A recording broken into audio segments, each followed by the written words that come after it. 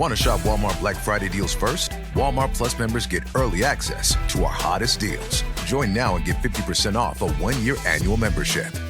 Shop Black Friday deals first with Walmart Plus. See terms at walmartplus.com. For over 50 years, Burlington's legacy has been great deals on coats for all weather conditions. So before you're caught unprepared for the winter weather, head to Burlington for name brands, quality items, and surprising fits for every family member. Stock up on coats, sweaters, and accessories before the cold hits, so you can finally stop avoiding the elements and start living comfortably. Warm up at your nearest Burlington location less than 1 mile away. Burlington. Deals, brands, wow. Move your career further, faster in just 2 days with a Harvard Professional and Executive Development Program. Advance your leadership skills, craft smarter business strategies, build your network, and transform how you work and think to keep your career moving forward. You'll earn a certificate and can add Harvard to your resume with Harvard Professional and Executive Development. Learn more at professional.dce.harvard.edu/Spotify. 22 months have passed since the night Bryce's life was changed forever. With a carefree party girl exterior, Bryce has changed in ways that many don't even see. After a frustrating business meeting at her old haunt, interrupted by none other than her brother, Bryce's life has changed once again when a visit from Micah, Hunt, and Isaiah reveals that Danika's murderer is not who they once thought. The demon-summoning murderer is back and has found another victim. Their only lead? Bryce Quinlan. While Bryce agrees to help find Danika's killer, Hunt discovers that his own freedom is at stake. His only path forward, working with Bryce to find the perpetrator. The views expressed by the hosts are entirely their own and in no way represent the thoughts or intentions of the original author. This podcast is a discussion shared to spark thought and conversation on the characters and themes of this novel. The interpretations presented in this podcast are just a few of the many possibilities. Listeners are encouraged to read along and share their own analysis of the text. Though the hosts speak mostly within the constraints of this book, series and extended universe spoilers may be discussed with or without warning. Explicit language as well as themes of sex, violence, abuse, depression, self-harm, and death will recur throughout this podcast. Listener discretion is advised. Welcome to Book Talk for Book Talk, a podcast where we deep dive into the writing of your favorite novels. This season, we're exploring Sara J Maas's first installment in the Crescent City series. This is Jac. And I'm Amy. This is part 1 of this week's episode. Stick around for part 2, which releases on Thursday. This week we're discussing chapters 8 through 13 in A House of Earth and Blood. This week we ask ourselves, are Bryce and Hunt's motivations for finding the killer as simple as they seem, or is something lurking deep beneath the surface? Themes we'll see in this section are self-inflicted pain as well as free will. We start chapter 8, 22 months after Danika's death. And I don't know about you, but I'm feeling 22 months later. You can't use 22. You just can't. You know Taylor Swift is going to come up. At this point, SJM's trying. Probably, yeah. So let's start with an angel number, because why 22? 22 as an angel number means being open to love and guidance and letting these energies lead us deeper into self-awareness. Or the other interpretation is 22 is a symbol of strength, power, and, I think most importantly, resilience. Everything I was at 22. Yeah, I was none of those things. For sure. No, I know. We were together. No, we were dumbasses. I know you were being facetious. Yeah. No, I want them to know. I want them to know the truth. So why 22 months? It was very thought out. Mm-hmm. And I think that's because it's not quite 2 years, right? Right. But enough time has passed where you can establish a new life with new habits. Mm-hmm. You've already passed the holidays, you've passed birthdays, right? Like all these big things have already happened twice at this point. Right. So whether Bryce has consciously accepted or not, she has accepted that this life with Danika's murder behind bars, with this life without her friends, is the new life now. She's come to accept that. But it's not so far away that she's beyond grief anymore. Yeah. So I just think it was like very thought out and a well-chosen time jump. And I obviously SJM is being deliberate here, but she's still young enough to make some really stupid mistakes or poor assumptions. And so she still remains, to me, almost a little naive. 25, frontal lobe is done, but still not smart. Still not smart. What are our perceptions of Bryce going into this chapter? I think we enter this chapter reinforcing everything Hunt and Isaiah believed about Bryce, even though we may have thought a little bit differently about her in part 1. Bryce is having sex, even though she's meeting up for a job in a bathroom at the White Raven, and it screams party girl, regardless of her intentions. For her to be like, yep, just hooked up in the bathroom. Oops, I'm 2 minutes late for a job. It's a little uncomfortable for someone who's not a party girl. I also want to point out that the shifter that she chooses to have sex with is a lion. And I thought that was an interesting choice when you compare to a wolf, because a wolf is from the dog-ish family. Lion is from the cat-ish family. It's the complete opposite. And I felt like that was deliberate. I love it.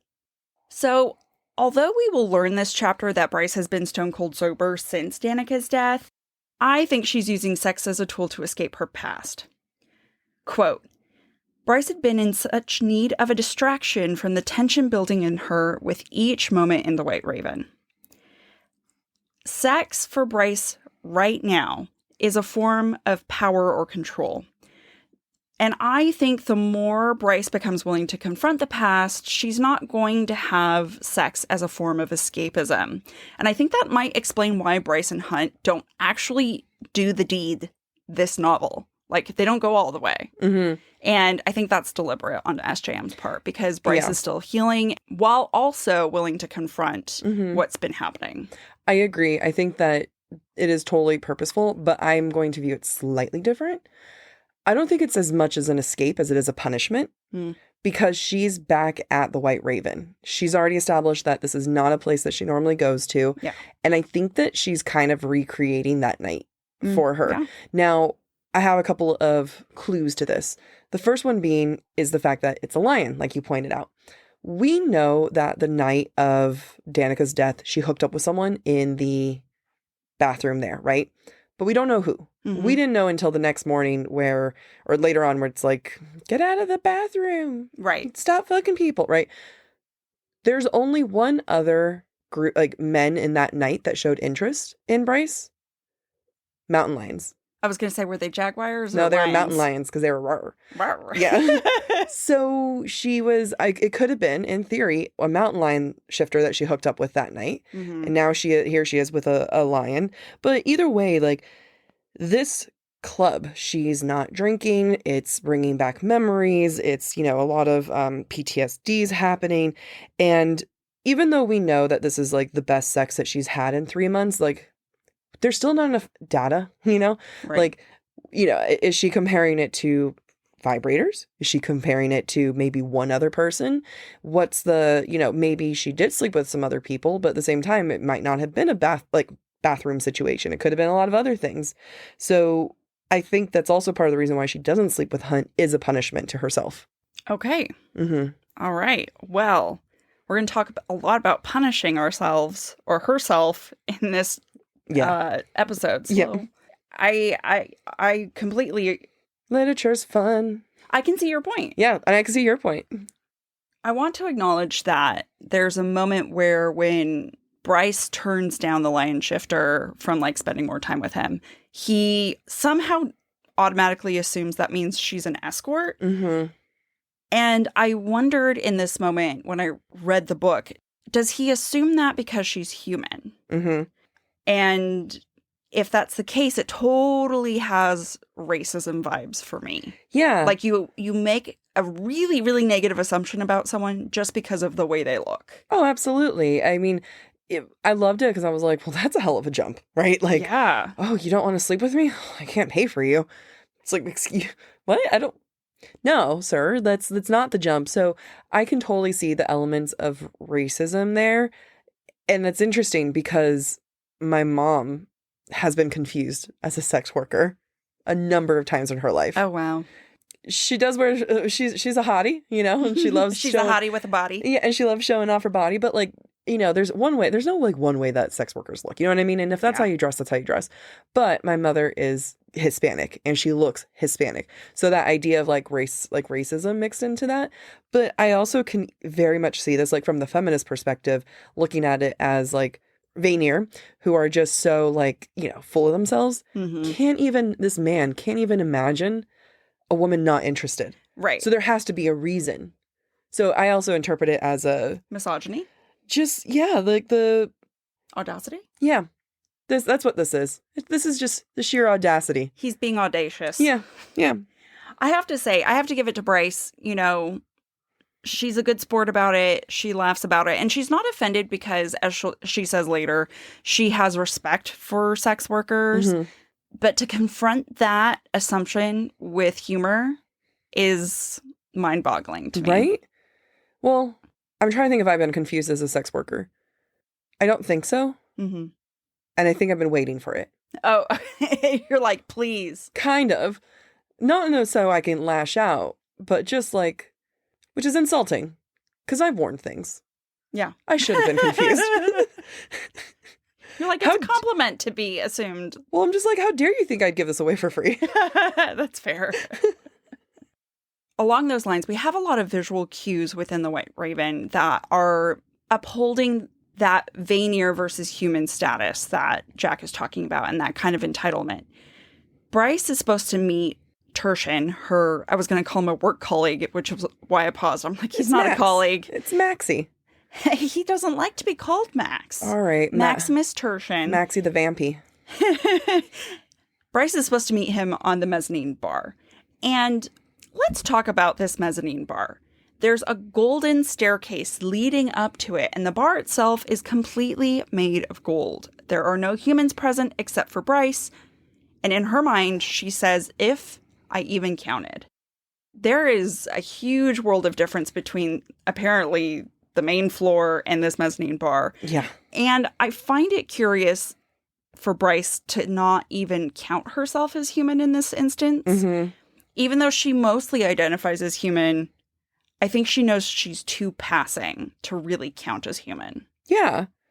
It's funny when you wrote that. When I read it, I was like, I can relate. In the sense that I am Hispanic, but I am so white passing. Yes, you are. That I identify as white. I thought of you too when I wrote that. Oh my God, thank you. Because I've talked about that a lot with you.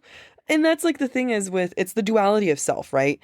I mean, it's that balance of having to accept yourself and understand that you are both, regardless of what people see you. And you can claim a heritage that maybe others don't see in you right off the bat, right? Because they've said that her ears and her stillness are really the only things that give her away. Right. Everything else about her body is wrong, quote unquote. Yeah, right? Yeah. So it's, she's having to figure that out. And ultimately, like, still at this point, she's never enough even in her own eyes, even though she knows that men, including Vampy Max, like, they want her. And like, but at the same time, I'm happy that she doesn't feel enough because she's not using the men's validation to feel like enough. Yeah, that's a great point. Either Max's interest in her or the line shifter and the sex she just had, like, that doesn't validate her in this moment. Yeah, which I'm happy you feel worthless. Because the men you should feel worthwhile in and of yourself, not because of other men's. But yeah, like, it's just kind of like, she feels like shit, but like, good job for not going like, oh, at least they want me. Right. Basically, I think what you're trying to say is accepting Maximus and the line shifter's validation of her would be false. Exactly. And she's also like, she's just so good about not falling into men. Yeah. And the patriarchy. Yeah. So it's like, hey, I'm going to have my issues and they will not have to do with you. Yeah. Unless they're my daddy issues. We'll get to that later. I want to go back to something you said, Jack, earlier, that Bryce is reliving the night of Danika's death. And I see that in other ways other than the sex in the bathroom, although I now see that as a reliving of the previous night. Bryce can't escape her past in other ways as well. She avoids looking at the booth that she and her friends used to have all the time when they came to the White Raven. That's the same booth where she had fun with Fury and Juniper when Danika was killed. She also observes a group of women with first light glow sticks who, it wasn't the exact same woman, but there was another group of women we saw the night of Danika's death. So those are all visual cues that are reminding Bryce of the night of Danika's death. I have to acknowledge that SJM takes a very long beat to talk about the drop while Bryce is waiting for Maximus to read his bill or his invoice for the artifact he just bought. And it's like 2 pages long. Yeah, it's a long time. When people complain about world building, I see it more in this section than I did in our first or second episode. Because there are times where our quote-unquote narrator gets lost in thought while they're waiting for other action to happen. And they take 2 pages to explain something. And it is in context of their surroundings, but it's not really relevant. No, I mean, but like at the same time, we're 8 chapters in and we've talked about the drop so many times. Right. Like, we got to know what this is. Yeah, that's true. I mean, but you're right, where it's like, I like to imagine that this is a personal attack on slow readers like myself. Maybe she just really had a long time to fill while Max was reading everything. Fair. Maybe the invoice was really, really complicated. Could have been simple, Amy. All right, some of us are just slow readers. It's true. I want to point out a fun tidbit. When talking about the drop, or when thinking about the drop, we learned that the drop activity and first light is tracked by the Eleusinian system.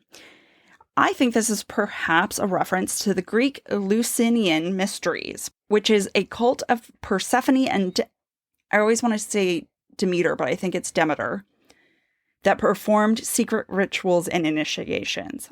According to Wikipedia, I know not the most accurate source, but that's pretty good. That's where my research went. Yeah. The mysteries represented the myth of the abduction of Persephone from her mother Demeter by the king of the underworld Hades in a cycle with 3 phases: the descent, the search, and the ascent. For the initiated, the rebirth of Persephone symbolized the eternity of life, which flows from generation to generation, and they believed that they would have a reward in the afterlife.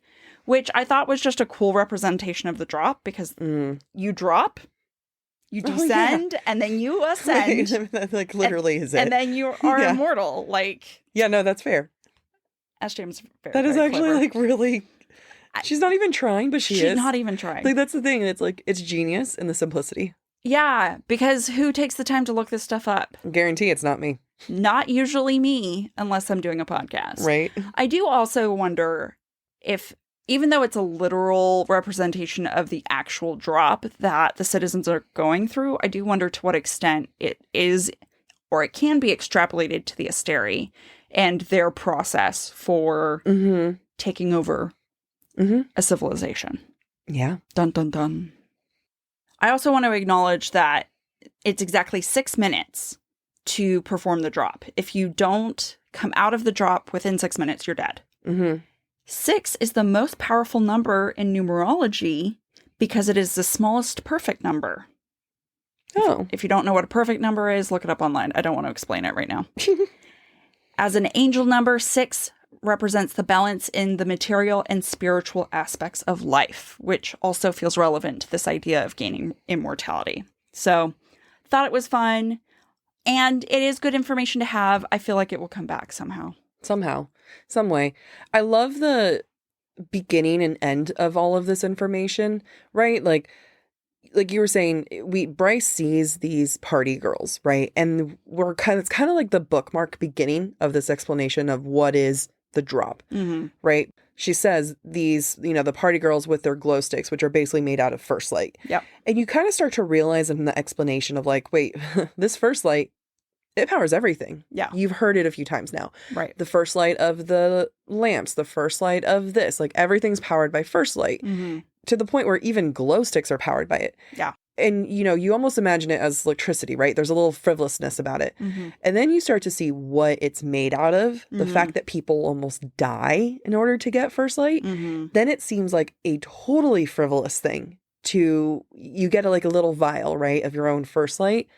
and you get to do whatever you want with it. And it's just, it feels like throwing away cash. Mm-hmm. You know, like think about in the parts of this world where there's war, right? Or human colonies where they need something to power something. And Bryce even says that when she was going to make the drop with Danika, she was planning on getting a glow stick and keychain that said, "Kiss my sparkly ass." Yeah. And Danika wanted shot glasses. Right? Like, which I'm like, man, at a first light, that actually sounds kind of cool. But it's just like, it shows how the contradiction between how wasteful that is and how people are throwing this around.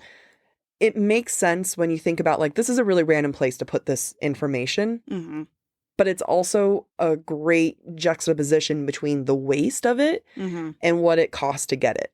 Yeah. I think that's a wonderful point. And it almost, I think, in a way subdues the reader into being like, oh, this is fine. This isn't that big of a deal, just like everyone else is thinking. Yep. And it disguises the true nature of what's going on, the insidiousness of it. Yeah. Which is, I just got goosebumps. Like, good job, SJM. Like, it is. I'm here complaining about how much information you're giving me when really it's extremely important. Yeah. And it parallels what's going to happen at the end of the novel. It's really important stuff. Yeah. And it's just a lovely bookend. It is. Except this is the book start, not the book end. Like 25-ish. Like, I'd say we're 20%-ish. Is that right? 12%. This is a big book. I mentioned earlier Bryce's sense of humor, and we're going to see throughout this novel how she uses humor and other flirtatious mannerisms to disarm people. Here specifically, we see her wink. It's flirty, it's not offensive, and when that fails, she uses lies as a quick backup. And it doesn't feel like an attack, but it still is a weapon that she arms herself with, and she's always ready. And I really admire that. I wish I could be her. That's my Bryceism, is just how quick she is to be unassuming, fly under the radar, just be kind of cute and coy. Yeah. Because it's so important to understand that that's her personality and that's her weapon, because she uses it all the time. Yeah. She kind of reminds me in this moment, you know, like those, you kind of see the people on they're trying to scam you and they have like 3 cups or 4 cups and they're moving the cups around really fast and you have to guess which one has the prize. And that's what kind of feels like what's happening, where she's moving around all these cups and you don't know if you're getting a flirtatious moment or an sarcastic insult, right? Yeah. I mean, we know, but dumbass Max does not. Yes. Even to the point where she buys him a drink, right? Like, she's like, drinks on me. Like, she's asserting power dominance in the sense of, like, you know, taking on the traditionally masculine tropes and stuff. Like, oh, I got your drink, toots. But at the same time, she's flirting, she's winking, she's not interested. Oh, I'm sure you say that to all the girls. Right. You know, but it's like, it's a clever balance, and she's doing these moves and juggling all of it perfectly. Yeah. It makes me wonder where SJM learned all this. Is this SJM? Is she this disarming? Because if she is, she's like a triple threat. I would like really be scared if she was. Yeah, like, I was too. ready to be like, no, this can't be her. I know. I saw your refuse. face and you're like, Panic, just sheer panic. Now, even though Bryce is being flirty and a little bit disarming, I feel that her encounter with Maximus is forcing her to acknowledge some of her resentment of her humanity. And I think I see it most in this quote. Quote, Bryce met Maximus's stare, hating that some small part of her wanted to recoil, that it recognized him as a predator and her as his prey, and she'd be lucky to even get the chance to run before she was eaten whole. When Bryce slips away later, she also thinks, quote, at least her Fae heritage was good for moving quickly when necessary. Like earlier, we're seeing Bryce compare the two sides of herself without comparing the two sides of herself directly. And I feel like the human side is not winning right now. She seems to really not pride that humanity within her. Between this and not considering herself human when she first got to the bar, I wonder if this is a signal that Bryce blames her humanity on Danika's death. I love that question, because I would say that the way that she refers to herself now does feel different to the way she referred to herself before. And even if it was subtle as like, you know, not that she like loved herself before, you know, she kept talking about having the wrong body type and stuff, but there was still a celebration of her body, which again is a celebration of her humanity. Now, she's wearing short clothes. She knows that she looks good, but I wouldn't call it the celebration like it was before. Right. And I do agree that there's a fair amount of like she's not talking about the human side as much.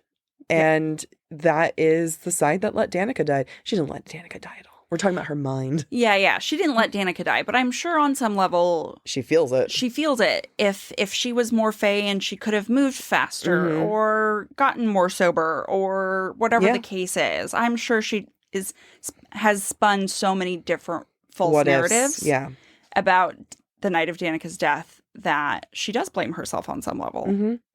To me, and I don't know if this even makes any sense, but in my mind, as I was thinking about this, I was like, well, we can blame her humanity for why the Lion Shifter just assumed she was an escort. But she doesn't hate that part of her humanity or that assumption because it has nothing to do with Danika. She only hates the part of her human side that she might believe, this is all me guessing, she might believe contributed to Danika's death. So I just wanted to point that out because if she hates her human side, why didn't she react negatively to being... Oh, I have. So the reason why I think that, because the Vanir sex workers are still half Vanir. That's how it's described. You're right. So I don't think that it's her humanity being called out there. Oh, interesting.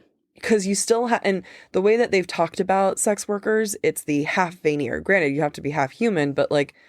But they focus on the Vanir side. Yeah, exactly. So I think that's why it didn't stand out to her too much then. Yeah, that makes sense. Thank you for making that make more sense to me. You know, I love these conversations. At this point, Rune Dannon, Crown Prince of the Valbaran Fae, enters the scene. And I love Rune, because I feel like he and I have a lot in common. Really? I love this. I want to know more. Oh, I don't know if I want to describe it in the podcast. Okay, we'll talk another time. But let's focus on his appearance. Rune's appearance in particular, to me, is a symbol of defiance and is a symbol of him trying to take control of his life. Even though he's the prince and the quote-unquote chosen one, he's very ostentatious in an unprincely sort of way. It's almost undignified, but I think it's sexy. He's got tattooed sleeves, they're colorful, he's got earrings, he has hair that flows to his waist, but one side is shaved, like, it's sexy. He's so seen. He's so seen? Yeah. Is that a slang I don't know? Yeah, like back in the day when they're seen. God, you were in China. I'm sorry. I can't look at you. He is a scene? The scene? No. How spell scene for me? I don't know. They're scene. like original. It's like the cross between emo and goth. That's how I would describe. I have no idea what you're talking about. All right, we'll circle back to that another time. I gotta look up Urban Dictionary. Wait, do we do a quick Urban Dictionary Google?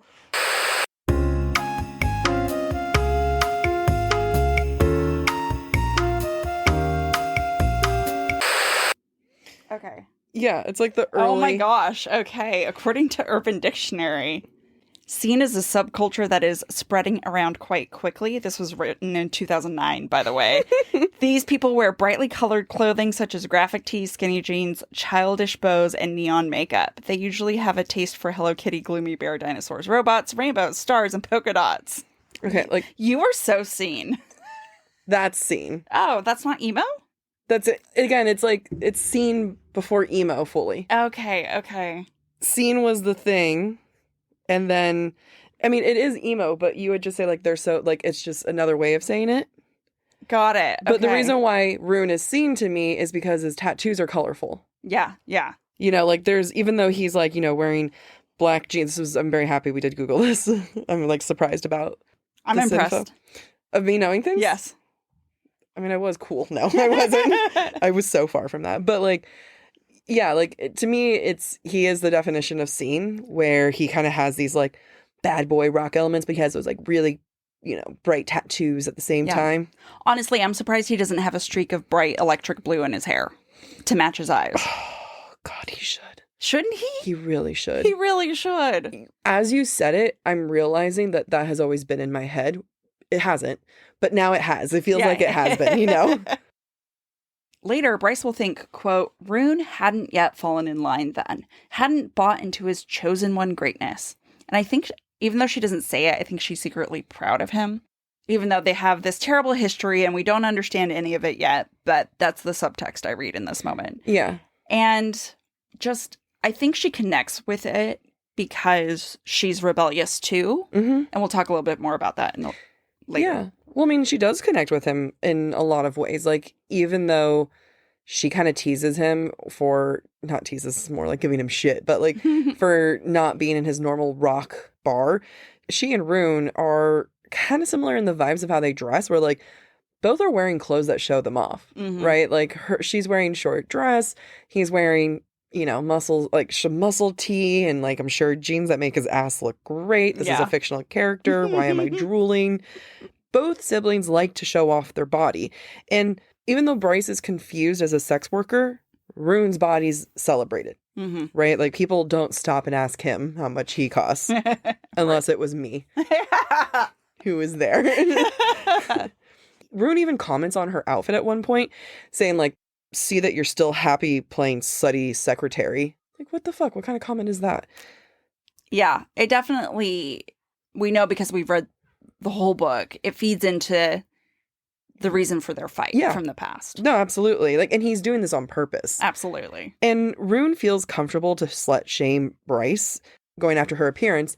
Immediately, there's some regret on his part because of what he's about to say, and I'll get into that. But it just sucks because, he calls her like, slutty secretary, and she's like, the next line is like, we used to be best friends. Yep. And I think that he must have, like, in my mind, he must have seen that on her face. Because at that point, he admits that he showed up because Risso told him that Max was getting handsy. He knows what time Bryce has to get up to go to work, 6 a.m. Like, how do you know that? He says that he's going to make sure that their dad cares about what happens to Bryce. And then he follows her home, like the gentle stalker that he is, to make sure that she gets home safe. And at this point, it's like, bro, pick a lane. Yeah.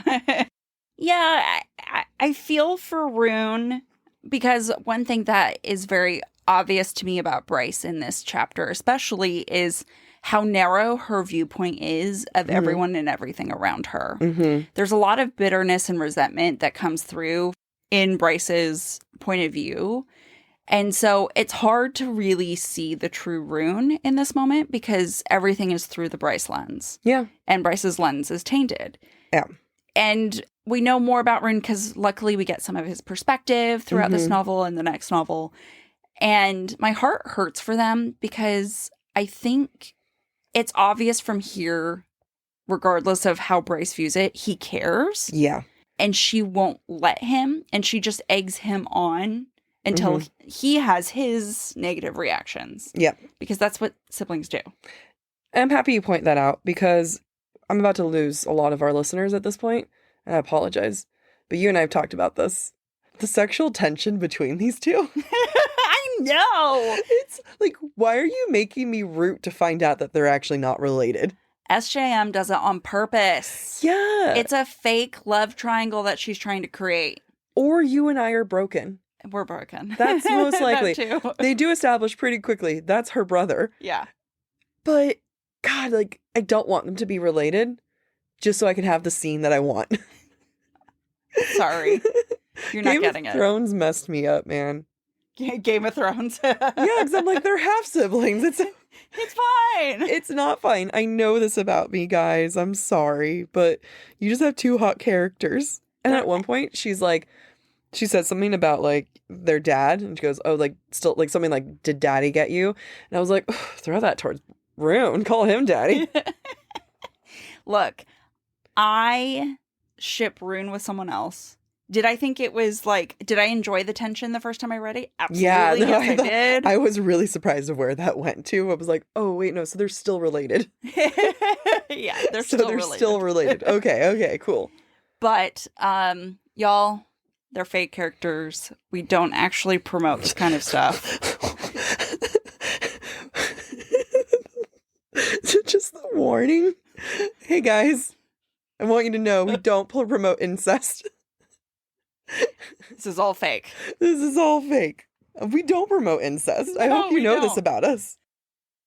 During this interaction with Rune, I think that we see a baseline for Bryce's life. Quote, none of her smiles reached her eyes these days. Quote, she'd been up before dawn again, sweat-soaked and breathless, and the day hadn't improved from there. Maybe she'd be exhausted enough tonight to actually sleep. That says a lot in a little bit of time about Bryce and who she is, and that does not sound like the person we met in part 1. No. We also get this sense of bitterness that I mentioned earlier. We see it towards Fury. Quote, too bad Fury didn't answer her calls for Bryce to even ask about it. And even towards Rune. Quote, there had never been a door shut for him, not once in his entire life. I snapped. Shocked me. I'm shooketh from your snap. And I bring this up because this is all pre-Hunt and pre-facing the past. This is all Bryce with unresolved grief, unresolved guilt, and living in limbo. And it's important for us to set this baseline because her growth is massive. And I just want to point that out for all of us. Thank you. You're welcome. We learn at this point that Rune was ordered by the Autumn King to keep an eye on Bryce. Quote, I was just ordered to tell you to not get into trouble until the summit is over. That's book speak for basically this is exactly what's going to happen. She's going to get in trouble before the summit, in case you didn't understand that. I just want to lay down the plot for you real fast in this one simple sentence. Exactly. Now, how does Bryce feel about that? Quote, the glass in her hands cracked. She couldn't stop clutching the glass, couldn't get her body to back down from the primal fury that surged up. The heavy crystal glass exploded in her hands. Now, this crystal glass strikes me as extremely expensive. It makes me think of the crystal chandelier from the Pearl and Rose in chapter 4. And I know that this might be a stretch, but this feels symbolic to me in a number of ways. The Autumn King, the head of the Fae, is telling her brother, the prince, to keep an eye on her and telling her what to do. And Bryce doesn't own her heritage. She doesn't own being a princess. So, like, who has the right? So for her to clutch this glass and let it explode, feels like a rebellious act. Not intentionally, but it feels symbolic of, like, fuck you. Yeah. As well as just fuck you in general to hierarchy, which I think we're going to see more of with Bryce. And I just wanted to point out that little act. Yeah. When you were reading the quote, it just kind of gave me almost like a teaser to her almost passing up her father's power when she makes the jump. Like just the way that it was described as that primal fury that surged up, you know? And that's just like, it just kind of was like, ooh, you're going to give your father a run for his money. Yeah, we do see a lot of that Fae heritage come through when she's angry. And it's most often sparked by her father or her brother. And I do think that that's a deliberate choice on SJM's part. So I do think in this moment, I might be grasping at straws, but we're seeing so much foreshadowing take place throughout these chapters that I felt like this particular moment was also a foreshadowing and just really demonstrates Bryce's unwillingness to fall in line, regardless of who's telling her what to do. When she breaks the glass, Rune tells Bryce to calm down. And, quote, that horrible, useless Fae-side obeyed the dominance in his command. It's ironic to me because the Fae-side was useful earlier. And I think because Bryce is not fully Fae, she will never be able to have that dominance, right? Yeah. Her brother, her father will always dominate her. And it just creates this really awful power dynamic between the three of them. The Autumn King lords over both Rune and Bryce. Bryce rebels and tries to lord over Rune. And Rune's just the middleman. He's got no choices here. Leave him alone. Also, I'm going to need a sample of that dominance that dominating voice. I just want to see how that feels, where I can't even resist. I'm just a brat. Fall has officially started here in Los Angeles, and that means we finally get to do fall activities. I have been counting down the days for when I can go to pumpkin patches, maybe even hit up an apple orchard, and I get to do all of it looking super cute in my Quince boyfriend sweater. This weather is perfect for my dark academia vibes, and I'm so excited to bust out my washable silk blouse because you know I'm going to be taking pictures. Quince is known for their Mongolian cashmere sweaters from $50. And that's not all. Quince has so many other amazing things on their website. All of those items are priced 50 to 80% less than similar brands. That includes leather jackets, cotton cardigans, soft denim. Like, my entire fall wardrobe is genuinely turning into Quince wardrobe. By partnering directly with top factories and cutting out the cost of the middleman, we get savings as the customer. One of my favorite parts about Quince is the fact that they only work with factories that use safe, ethical, and responsible manufacturing practices. And they still manage to get premium fabrics and finishes for that, luxury feeling for every item that they have. Get cozy in Quince's high-quality wardrobe essentials. Go to quince.com/booktalk for free shipping on your order and 365-day returns.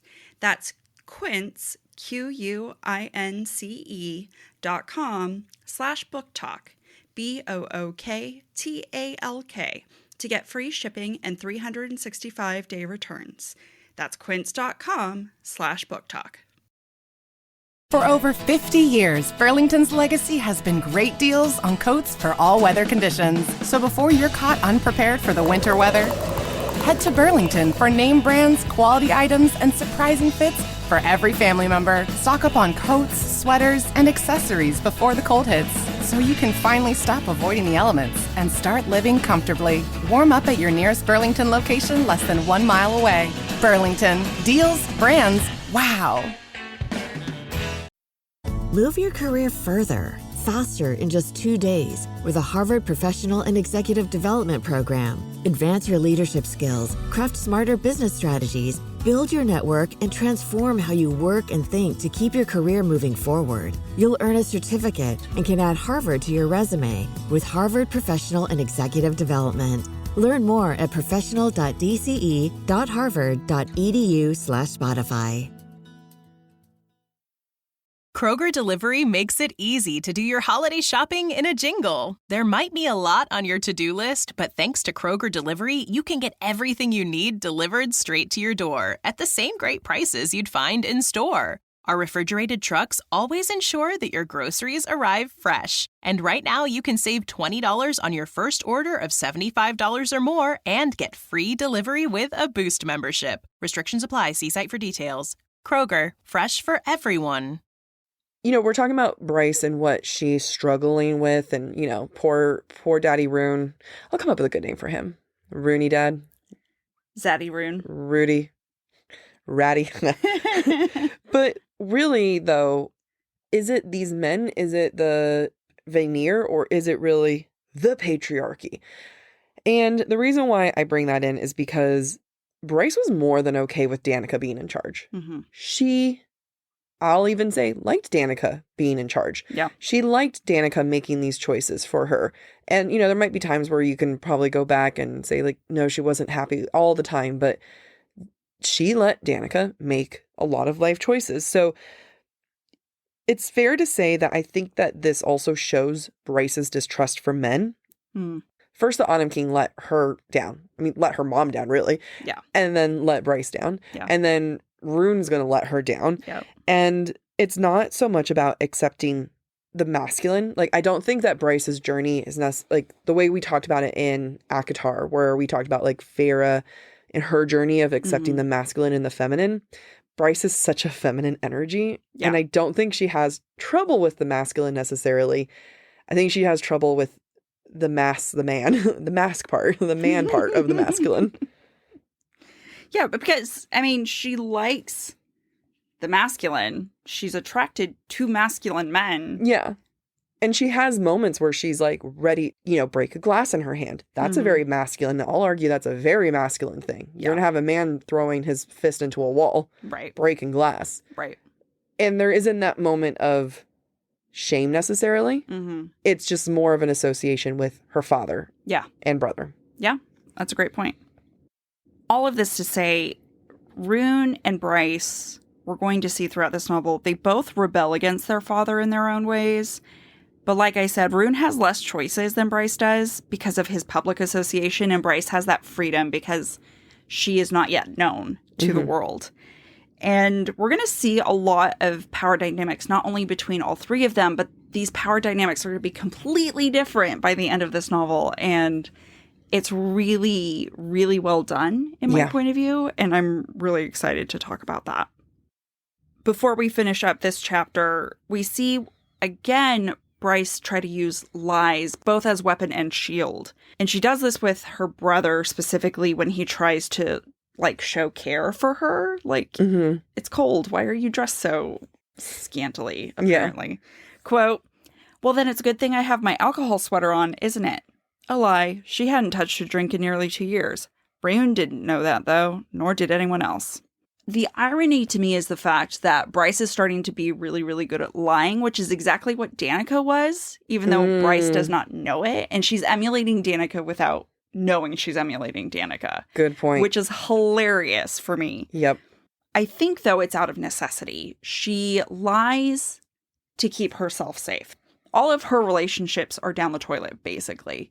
And in order to avoid more grief, you avoid people. Don't form more relationships, then you can never lose relationships.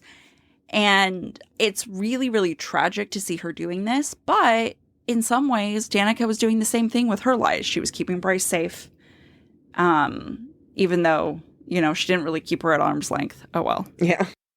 I also just love the use of alcohol sweater. Mainly because I have 100% done that, where it's it's cold, it's raining, gonna take a couple shots. Yeah. I'll be fine. I won't care in a little bit.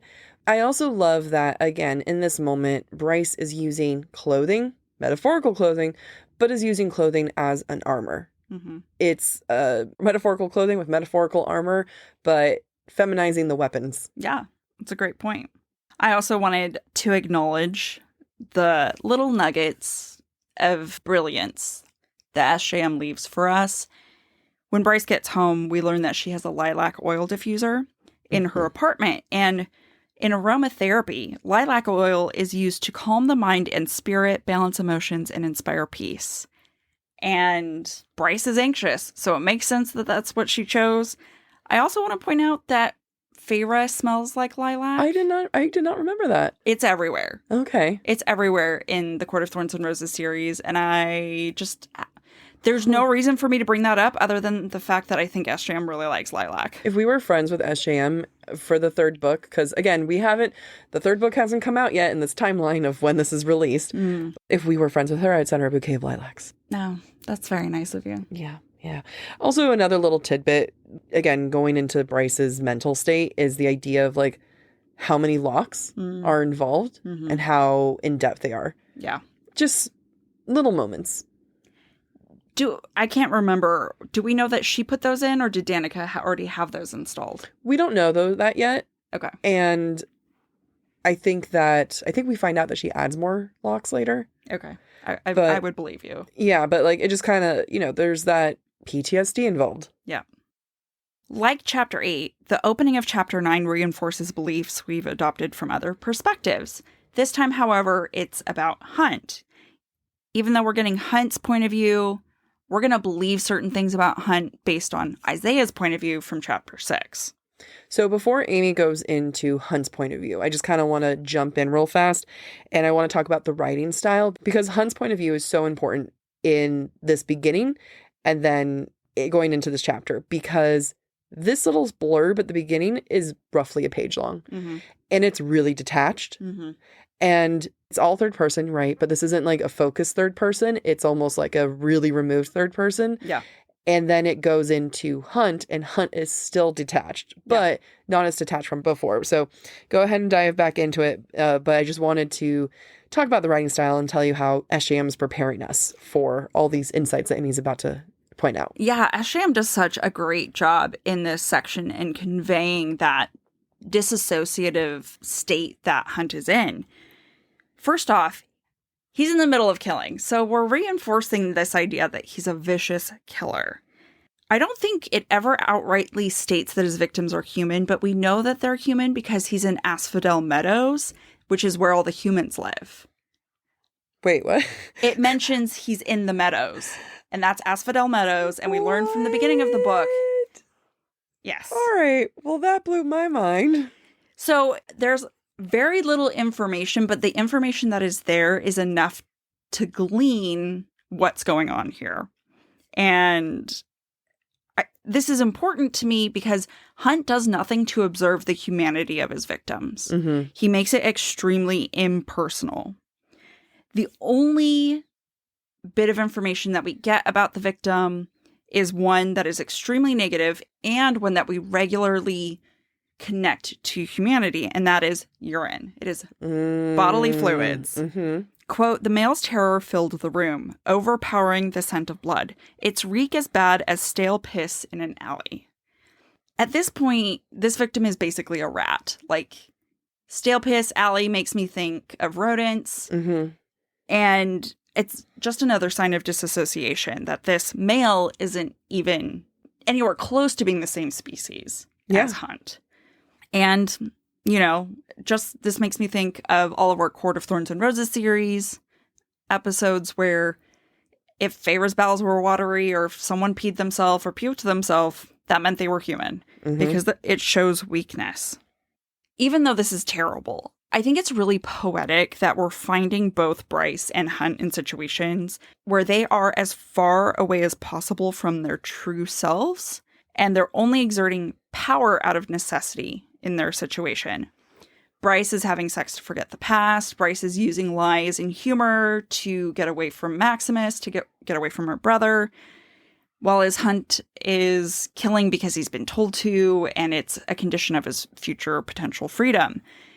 And that freedom that he seeks is because he made poor choices in the past that have gotten him enslaved. I never really noticed the parallels between the two of them in the beginning chapters, but I think it's everywhere. Yeah. These two are so much like each other and so much in similar situations. It makes sense why they fall for each other later. Yeah. I mean, it also makes sense why they're mates. Yeah. You know, like I do think, you know, we're going to see once they kind of get reunited, especially in this episode of like, oh, they're mates. Yeah. Oh, they're mates. Yeah. Okay. So the helmet, Hunt's fancy skull helmet, it's an interesting fashion choice for many reasons. One, it's more than practical, right? Like we know that it heightens his hearing, but it's also scary. Mm-hmm. Very important fact there. I just want to see a skull helmet. Mm-hmm. And I know that it would be scary, right? If I just see this like scary person with a skull helmet come towards me, but I just would start tapping it. You annoyed yet? You mad yet? You mad yet? I mean, then he'd kill me, but like, I think I have you can bleep this out. I think you'd be bleep it. Yeah, no, you're right. You're right. I very much so. You know me well. We also see it that it shields Hunt from his horrors. Mm-hmm. So I think it helps him detach. Yeah. Even though, ironically enough, it heightens his senses. Mm-hmm. But you have a line like this where it says, quote, the visor of his helmet, speckling his line of vision as he surveyed the lone male standing. And it's both shielding him, and it's not Hunt necessarily who's doing these killings. It's the Umbra Mortis. Yeah. But I just realized I've never said that out loud. You said it right. Thank you. But it's like that moment of like, oh shit, I've avoided it this far. I knew the time would come. But like, you know, he's able to detach from the two of them just enough. But that helmet is a really cool helmet, and I'd like to see it in person. I will also say, to me, the helmet gives the same vibes as the way Bryce dresses. Like you said, it's no longer a celebration of her body. It's her putting on a persona of what people expect from her. And that's the same for Hunt and the Umbra Mortis helmet. He's putting on this persona to do a deed. Mm-hmm. And when he's done with the deed, he takes off that helmet. Yeah. I know a different deed he can do. At the end of the day, though, the reality is that Hunt is numb. And as Jack mentioned, we still get that sense when Hunt gets back to the Comitium and he's taken off that helmet of the Umbra Mortis. It doesn't mean that all the atrocities that he's just committed have gone away, and he's still reeling from that. Justinian calls him a sick fuck, which, honestly, I hate Justinian from the get-go. Yeah. I'm not mad that he dies. No. But in response, quote, Hunt continued toward the bathroom door. His lightning didn't so much as hiss inside him.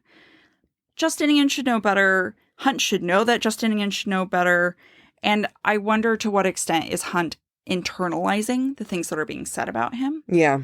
Because he's in a messed up situation and everyone knows he's in a messed up situation. Mm-hmm. It's unfair. Yeah, it's totally unfair. He has to disassociate to survive. Yep. So he doesn't correct anyone, which sucks even more. Hunt explains, though, quote, Micah didn't want a gun for this, Hunt said, his voice hollow even to his ears. And later, Hunt can barely register anybody's words. We're starting to get a sense, then, that Hunt is not a willing predator or participant in this situation. As I mentioned earlier, there's a lot of parallels between Hunt and Bryce, and I think that we're finding Hunt in a similar power struggle. Even though he's an angel and in theory he's on top of the food chain, in reality, he's owned by the archangels, he's been traded by the archangels, and he has no power. Hunt and Bryce really have no power given the situations that they're in. Yeah. A fun note, by the way, during Hunt's memories, he talks about the failed rebellion and their defeat at Mount Hermon. Hermon in German means soldier, and Hermon in the Old Testament refers to a sacred mountain. Oh, that's interesting. That is a fun fact. I thought it was a fun fact. I want to circle back a little bit to Bryce and Hunt kind of relating to one another. And, you know, like they have so much in common here. And I think another thing that's going to bring them closer is the concept of blame. So right now, Bryce blames Briggs, rightfully so, not rightfully so. He was innocent. What am I saying? But Bryce blames Briggs. Bryce blames Briggs. Say that 3 times fast. Bryce blames Briggs. No, can't do it. And as she discovers the truth about Danika, she's going to start blaming herself more. Mm-hmm. Now, I think there's plenty of what ifs that we talked about. What if I did this? What if I was more fae than I am a human? Like all these other things. But then it's going to become, Danika didn't trust me. Danika was keeping secrets. What did I do to make my best friend not think that she could trust me with her life? And it's going to be the same way that Hunt blames himself for being part of the Fallen and for leading everyone to be part of the Fallen and then constantly working to get himself out of that situation and, you know, the mistakes that he makes later on in this book. So I think that we're going to see a lot more parallels between the two. I agree. Great point. Because it's both of us just agreeing with each other. Yeah. We're just reinforcing each other's points. Hyping each other up. As we do. We do it so well. We learned a little bit more about Shahar and Sandriel, the archangels, and Shahar being Hunt's former lover. I wonder to what extent, knowing that Shahar went into rebellion because she believed Sandriel killed their parents, and then Sandriel kills Shahar. It felt very Cain and Abel to me, which is a story both in the Christian and Hebrew Bible, and it's in the Quran. Like, the three, the 3 major religions, quote unquote, all have the same story. And brother killing brother, sister killing sister, it does feel very biblical to me. And the reason for that also is because Micah tells Hunt a death for a death. Yeah. For everyone who died on Mount Hermon, you have to kill someone for me. Mm-hmm. And that's very an eye for an eye, a tooth for a tooth, which is the Mosaic law, the law of Moses. So feels very biblical. And that's all I have to say. I have no point other than to point that out. Well, it also just kind of highlights how cruel it all is, too. Like, that's like hard. It's messed up. Like, these stories aren't fun. And I know that there are people who believe in these and I don't want to belittle them or anything like that. They're just hardcore. Like they're, like these are intense deaths. And even the way that Micah is described, right? That he is a king among angels and law unto himself. Like it's grander. Like it's, it's bigger than anything. So I think that by doing this and adding all of these like religious biblical references, I think it's kind of adding higher stakes to everything. Yeah. Like we just came from 2 other series, right? ACOTAR, Throne of Glass. Now you have things where it feels like you're dealing with literal gods at this point. I think that's an excellent point because even if the stakes aren't higher for us, we can feel the stakes being higher for the characters. Yeah. That whether or not it's true, whether or not Micah's really a god, the fact of the matter is he is so powerful, he might as well be a god. And that's terrifying. How do you deal with someone with that much power? I don't know. I feel like I could figure it out. I think that it also has, there's that concept that people talk about like in their books, like ultimate power corrupts ultimately, right? Yeah, absolute power corrupts absolutely. One of those words, one of them. But I feel like that's not even the question here. Yeah. I feel like the question is what happens when the absolute power was always corrupt? Right. Yeah. Absolutely. I agree. What happens when the ultimate power, the absolute power, the higher power was never good? Yeah. It's all built on a foundation of lies. Of lies, of oppression, of death. Like, Hunt tried to rise up for a quote unquote good reason. I think do we know? Like, it all feels like a lie, where it's like, I think she killed our parents. It's like, no, she didn't. I'm going to talk about that later. Oh, are you? Okay. I can't remember if I mentioned it in the breadcrumbs or in a different chapter, but I do pose a question somewhere in here. Was Shahar really leading a rebellion for the reasons Hunt believes? Not at all. Or was it manipulation? I am excited for when we get to that point because I don't believe anything. Yeah. Mainly because I've learned SJM enough. And Hunt is so biased. He's always biased. He's like, you're pretty and you'll let me in between your legs. I will do whatever you want. Yeah. I am in love. When Hunt is thinking about Shahar and Sandriel, when he recalls them fighting right before Shahar's death, he thinks, quote, they were so nearly identical in face and build and fighting technique that it was like watching someone battle their reflection. When Hunt goes to the bathroom to shower and wash off all the blood, he sees himself in the mirror and sees, quote, the being who stared back was as bad as a reaper, worse. And it makes me wonder if one of the themes for this novel, in addition to those that we've identified, is battling your own internal, Sandriel, reflection. Basically. Yeah. Right. Your alter ego. Yeah. The Umbra Mortis is Hunt's alter ego, and he doesn't necessarily like the Umbra Mortis. I mean, at the end of the day, like, the Umbra Mortis is still who he is, regardless of whether he wants to be it or not. Right. So it's like, yeah, I like that. I like that a lot. Good job. Thanks. We learned that Hunt has to make up for 2,217 lives lost. Every time there's numbers, I don't even look into it because I know you're going to bust out some angel numbers. Yeah. Apparently there's, how many freaking angel numbers are there? According to Google, it's 0 to 999.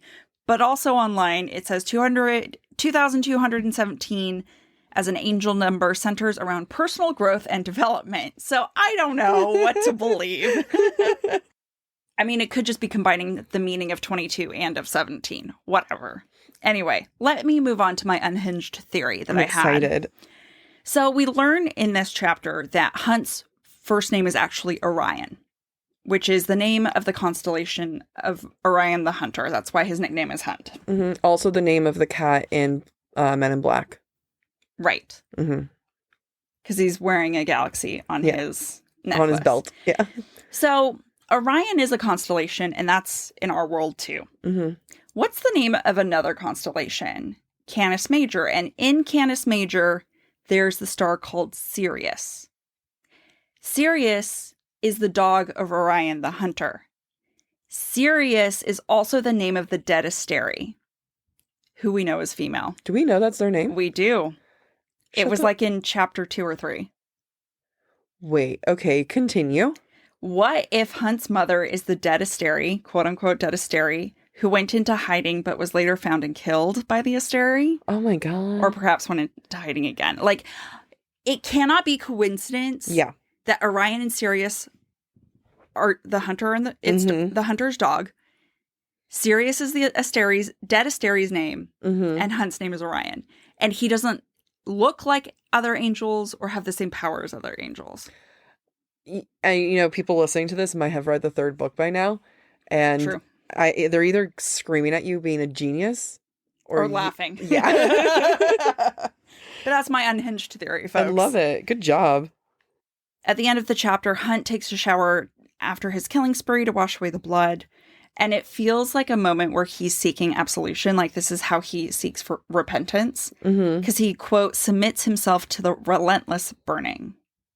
And it's just sad because this is obviously his ritual every time after he's been the Umbra Mortis. But it doesn't work until Bryce is there to help him. No, my slightly different approach is, looking at it in the form of self-harm too. Yeah. Like punishment. Yeah. I mean, kind of like what you're saying of like, washing away the sins. But I think that this is like, I can also see this as being self-harm. It's because I saw a TikTok one time of a therapist being like, do you ever take a really, really hot shower to the point where it's like scolding after a hard day? That's self-harm. I was like, what? I mean, you're completely right. It's like self-flagellation, essentially, which some people view as a form of repentance, however, is self-harm. And it is that blurry line. It is. Well, is it that blurry? It's a line. There's a line in there somewhere. Yeah. We return to Bryce's point of view in Chapter 10, and we find her waiting on a fae couple who are browsing the antiquity gallery she works in. From a writing perspective, I actually think this scene is really clever. As the fae couple looks at various pieces of art, Bryce is able to recount, like, where that art is from and the civilization it's related to. And it actually isn't a ton of information, but what it does to me is showing the breadth and depth of the world and its history. And it makes me believe that, yes, this world is 15,000 years old or older. Like the Asteri have been there for 15,000 years. So I think SJM does a really good job with that. I agree. Like, you also kind of figure out dynamics too. Like, there's arranged marriages, but at the same time, you kind of have a say in it because the fae woman just kind of complains, like, never do that again. Yeah. Like, I really want that woman's story. I really liked her for no reason. No, I have my reasons. Like, she kind of shaded the guy. Yeah. And she walked off. Like, I want her story. But I also think it gives an opportunity for Bryce to differentiate herself again and other herself, right? So she says, quote, given the couple's attire, she doubted they appreciated the thumping bass of her morning workout mix. You don't know their music choice. Yeah. And that's like, I know that's one of those, you're kind of be like, oh, they're so preppy and prissy. They wouldn't understand me and my, like, what music are you listening to, Bryce? What's so hardcore? Yeah. Also, we all know that like ridiculously rich person that's like, I listen to the most intense music ever. And you're like, shut up. But everyone, music's so universal. It is. Also, going into this chapter, we're going to be talking, but you two, talking a lot about smiles. And smiles are described often, I think, in like very masculine or feminine terms. So you'll say things like pretty smile or just like the concept of women smiling. Like, you have to smile if you're a woman. Otherwise, you should smile more. But if you smile as a woman, then you're confused as flirting, which I was recently, despite me actively telling him, I'm not smiling at you because I'm flirting with you. And he goes, are you sure? Oh, you told me this. Yeah. Story. And I was like, as I was smiling widely, I'm sure. But then you also have like boyish smiles, roguish smiles. So I think that smiles is an interesting concept when you think about it, because it can be very feminine and very masculine. Yeah. Right? And I think that when we enter, so the first line in this chapter is, Bryce kept a smile plastered on her face.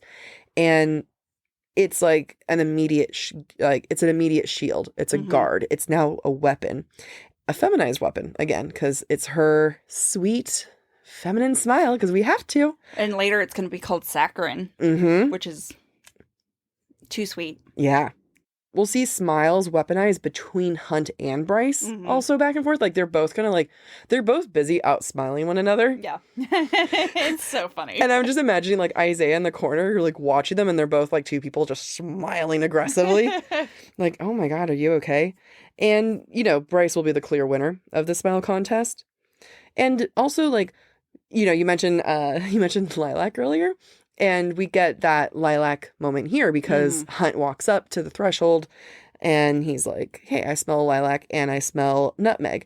So I also did that, you know, Googlage, and lilac, you know, spirituality. Nutmeg is also meant to strengthen spirituality too.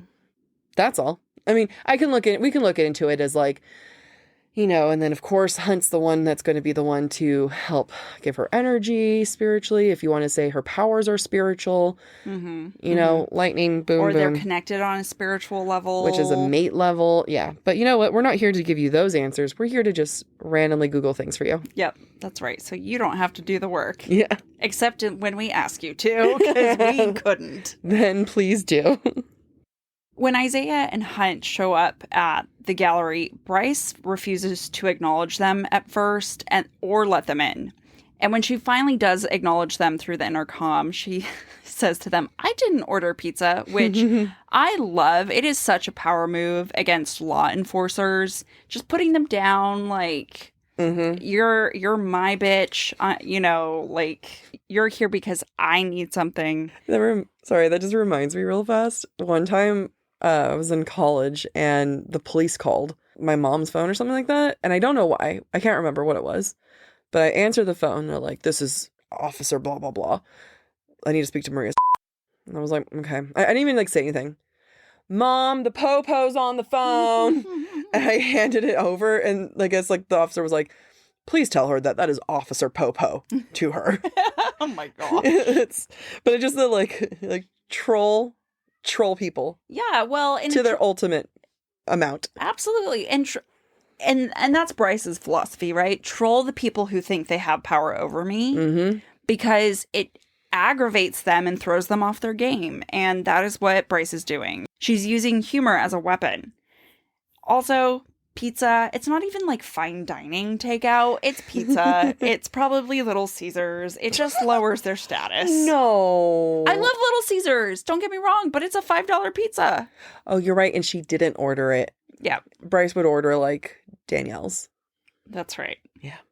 Hunt's reaction is this, quote, despite the mental clock ticking away, Hunt choked on a laugh.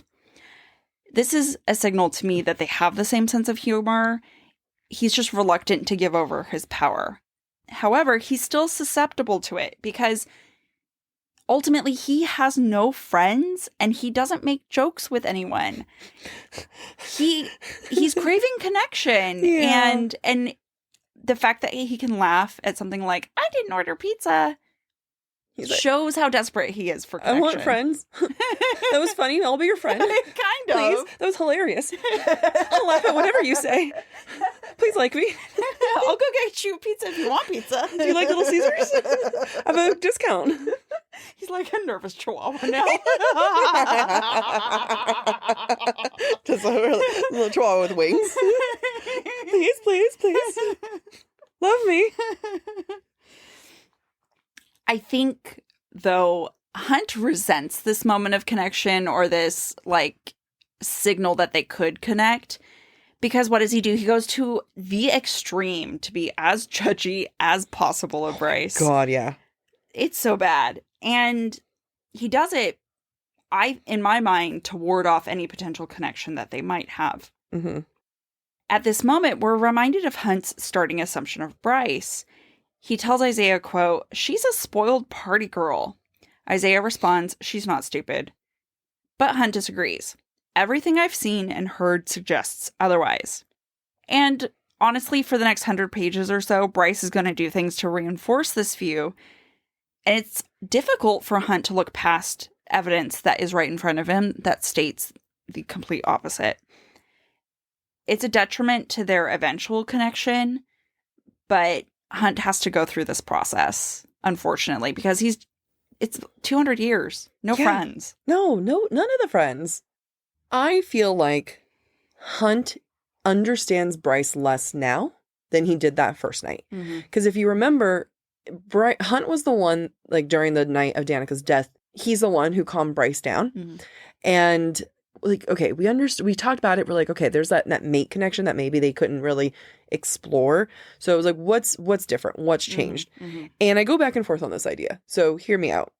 What if Hunt is lashing out at Bryce for letting Micah live and saving him? Okay. Not that we would know what would happen to Hunt afterwards. Like, I think he even mentions, like, it would go to whoever's next in charge. Yeah. But he also talks a lot about, like, daydreaming of killing Micah. Yeah. So here was an actual opportunity. Micah could have been way dead. And he didn't do that. Like, it didn't happen. Like, Bryce saved him. So because it feels like he's being purposefully mean. And I agree. I think a lot of it is also, like, his connection. Like, he's like, ooh, my loins. But, like, I gotta be mean. I don't want to feel those feelings again. But I'm wondering if there's, like, at least a percentage there that resents her. I think so. And I think this goes back to the idea of self-flagellation and punishment, because Hunt hasn't had any connection to anyone in 200 years. He is a terrible being that is basically an assassin, not even a paid assassin, a slave assassin. Yeah. Who has to kill others in really terrible ways. So Hunt, in his own mind, doesn't deserve anything that's good. Doesn't deserve any sort of connection, good or bad. And I think he's taking anger out on Bryce in this moment because he was good and dissociative not that long ago. And now here he is laughing about pizza. Right, exactly. That's a far cry from the man who couldn't even view a human as human. Yep. And maybe he's not mentally prepared to step back into himself at this point. But Bryce is really good at getting reactions out of people. And she doesn't balk at his anger either. Quote, Hunt pushed off the parked car and stalked toward her, his gray wings flaring, which we know is him about to, like, be throw real it down. Oh, yeah. He's got his serious wings on. Yeah. Angry Chihuahua. Angry Chihuahua. Quote, a flick of Bryce's amber eyes took in Hunt. Her smile grew. See you in 3 weeks, she said cheerfully, and slammed the door shut. Hunt cleared the street in a matter of steps. Lightning wreathed Hunt's wrist as he pounded into the intercom button. As Jack mentioned, this is the complete opposite of how Hunt and Bryce reacted in the interrogation room the night of Danica's death. Like, at one point, he reached out, like, kindly to check on her. And all of this, like I said, I think there are reasons, but I think from SJM's point of view, I think it's throwing us off the mate scent. Like, trying to throw off the idea that we might have had during the interrogation scene where he was being protective and whatnot. All of that's gone. Yeah. You know, I'm trying to think about, like, when I first read this, right? Like, my initial reactions. And I'm trying to think if I remember how I felt with that, where I did feel it being very jarring of, like, oh, okay, so now we have this attitude and everything. But is it throwing us off the scent, mate? Or is it making us feel like, yes, they're going to get together? I think I could see it being both. Yeah. Because there's an undeniable attraction, and I'm going to get into that in a little bit. However, the whole community questions at the end of Sky and Breath, are they actually mates? But that's not because of what we saw. That's because of SJM. That is a trap she did to us. Yeah, that is a pattern trap that she put us through. However, I think it's less obvious here than it's been with any other of her series. Yeah. Yeah, I agree. I mean, this is the first time she's building a friendship. Yeah. As much as she wants to say that Reese and Farah were friends first. Yeah. Or even Aelin and Rowan. They were hardly friends first. They were, No. They had to build a connection of black eyes. And beating each other up. Yeah. I don't know why this really stuck out to me. And this is a complete tangent. But the carpets in the gallery are green. And it was so weird to me because it's like pine green. And it seems like it could be grass. And everything's like wood. It's it feels tacky. It feels extremely tacky, maybe from the 80s, but also feels like it's trying to be an enchanted forest. Oh, yeah. Yeah. So one of our listeners looking at their green carpet being like, wait a minute. What? Trust, I'm sure your green carpet is lovely, but what I'm imagining for Jessica's, which is a shame because I imagine her being a classy broad. Exactly. But I have a theory in the breadcrumbs about Jessica, and I think it lends itself into why her carpet is green. Okay. Thank you for listening to part 1 of this week's episode of Book Talk for Book Talk. We encourage you to rate and subscribe to our show on your preferred podcast listening platform. Tune in Thursday for part 2, where we finish covering this week's chapters. We would love to hear your thoughts based on today's conversation. You can submit your comments to our form at booktalkforbooktalk.com for a chance to have your feedback discussed during a future mini episode. If you're enjoying the podcast, please visit our website, booktalkforbooktalk.com, to view our latest merch and learn about supporting the show through Patreon, Ko-Fi, or Venmo. Bye!